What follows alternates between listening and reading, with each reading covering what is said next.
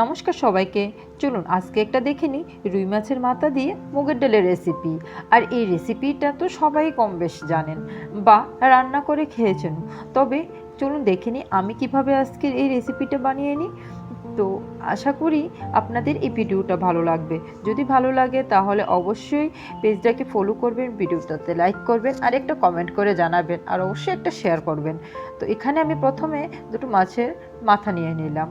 এখানে নুন আর হলুদ মাখিয়ে মাছের মাথাগুলোকে রেখে দেব 2-1 সেকেন্ডের জন্য। তারপর এখানে নিয়ে নিলাম মুগ ডাল।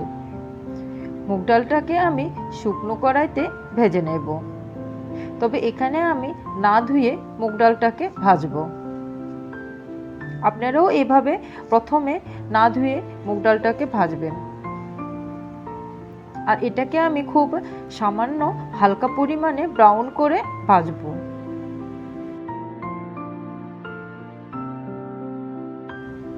মুগ ডালটা ভাজা হয়ে গেলে তারপর ধুয়ে এটাকে প্রেসার কুকারে 2টা সিটি দিয়ে নেব।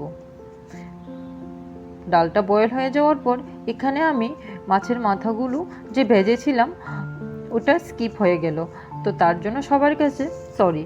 তো এখানে আমি ওই তেলের মধ্যেই প্রথমে ফোড়নের জন্য দিয়ে দিলাম শুকনো লঙ্কা, তেজপাতা আর দিয়ে দিলাম গোটা মশলা। গোটা মশলার মধ্যে ছিল এলাচ, লং আর দারচিনি।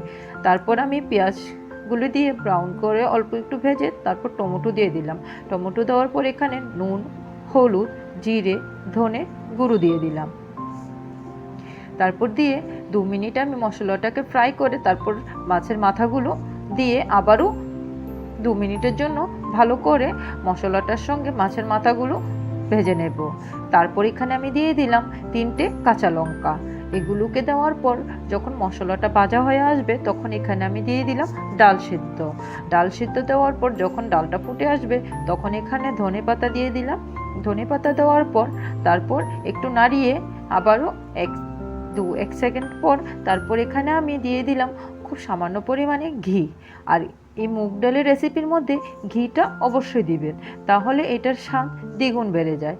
তো আশা করি আমার এই রেসিপিটা আপনাদের অবশ্যই ভালো লাগলো। যদি ভালো লাগে তাহলে অবশ্যই চ্যানেলটাকে সাবস্ক্রাইব করুন আর লাইক করুন আর শেয়ার করবেন আর কমেন্ট করেও জানাবেন কীরকম লাগলো।